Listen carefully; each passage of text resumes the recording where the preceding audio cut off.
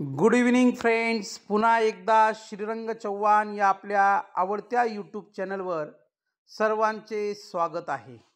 लक्षात घ्या, जेव्हा एखादे नाम असेल तर त्या नामाच्या शेवटी S, double S, S H, C H, X किंवा झेड यापैकी कोणत्याही अक्षरांनी त्या नामाचा जर शेवट होत असेल आणि त्या नामाचं अनेक वचन म्हणजे प्ल्युरल करायचं असेल तर ई एस लावून प्ल्युरल करता येते, म्हणजे अनेक वचन करता येतं.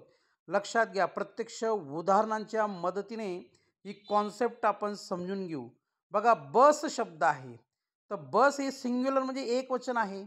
तर बस या शब्दाच्या शेवटी एस असल्यामुळे त्याला ई एस लावून आपण प्ल्युरल म्हणजे अनेक वचन करू शकतो. बस, बसेस.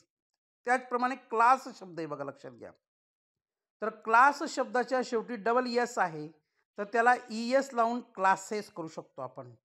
त्याच्यानंतर डिश शब्द आहे तर डिश या शब्दाच्या शेवटी एस एच आहे तर ई एस लावून डिशचं डिशेस करू शकतो आपण.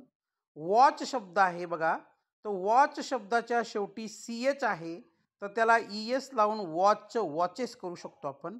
बॉक्स, तर बॉक्स या शब्दाच्या शेवटी एक्स आहे म्हणून त्याला ई एस लावून आपण बॉक्सेस करू शकतो. आणि शेवटचा शब्द आहे क्विज, तर क्विज या शब्दाच्या शेवटी झेड आहे, पुन्हा एक झेड शब्द लिहून ई एस लावून आपण त्याचं अनेक वचन करू शकतो. मग आपल्याला जर असं कुणी शिकवलं असेल की कोणत्याही नामाला एस प्रत्यय लावून त्याचं अनेक वचन होत असेल तर हे चुकीचं आहे.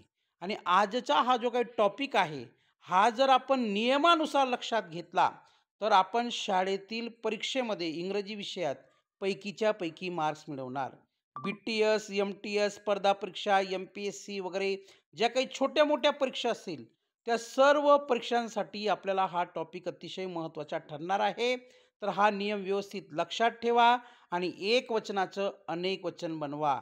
म्हणजे सिंग्युलर म्हणजे एक वचन आणि प्ल्युरल म्हणजे अनेक वचन. तर हे नियम लक्षात ठेवा. हा सिंग्युलर प्ल्युरलचा दुसरा पार्ट होता, दुसरा नियम होता. हा दुसरा नियम जर आपण व्यवस्थित लक्षात ठेवला तर आपल्याला अशा प्रकारचे एक वचनाचे अनेक वचन किंवा अनेक वचनाचे एक वचन करताना कोणत्याही प्रकारची अडचण येणार नाही. निश्चितच हा व्हिडिओ आपल्याला आवडला असेल, याला लाईक करा, शेअर करा, सबस्क्राईब करा, स्वतःची एक नोट्स तयार करा आणि इतर विद्यार्थ्यांमध्ये आपण वेगळे कसे दिसू या दृष्टीने प्रयत्न करा. Thank you very much. धन्यवाद.